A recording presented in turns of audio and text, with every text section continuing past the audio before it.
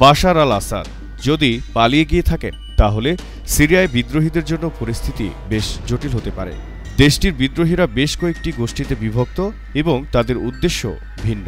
তাদের পদক্ষেপ ও ঐক্যের উপর সিরিয়ার ভাগ্যের ভবিষ্যৎ নির্ভর করবে।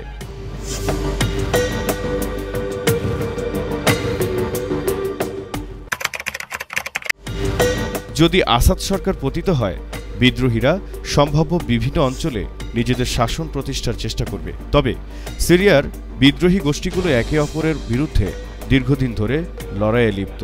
তাদের মধ্যে কোনো পূর্ণ ঐক্য নেই, ফলে একাধিক অঞ্চল নিয়ন্ত্রণ নিয়ে আরও সংঘাত হতে পারে।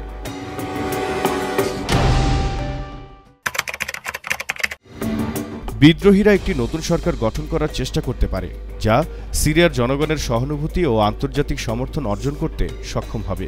তবে এজন্য প্রচুর রাজনৈতিক ও কূটনৈতিকভাবে কাঠখড় পোড়াতে হবে গোষ্ঠীগুলোকে। والحفاظ على جميع ممتلكات الدولة السورية الحرة.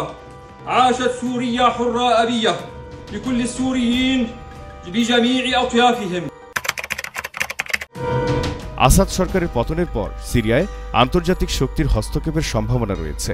বিভিন্ন দেশ যেমন যুক্তরাষ্ট্র, রাশিয়া, তুরস্ক এবং ইরান তাদের নিজস্ব স্বার্থে সিরিয়ায় প্রভাব খাটাতে চাইবে। ফলে বিদ্রোহীদের নিজেদের অবস্থান ও কৌশল নির্ধারণে এসব দেশের ভূমিকা গুরুত্বপূর্ণ হতে পারে। যদি যুদ্ধ অব্যাহত থাকে, সিরিয়ায় মানবিক সংকট আরও তীব্র হবে। লাখ লাখ মানুষ ত্রাণের জন্য অপেক্ষা করবে। দিন শেষে একটি রাজনৈতিক সমাধান ছাড়া শান্তি ফেরানো কঠিন হয়ে যাবে দীর্ঘদিনের গৃহযুদ্ধে জর্জরিত এ দেশটি।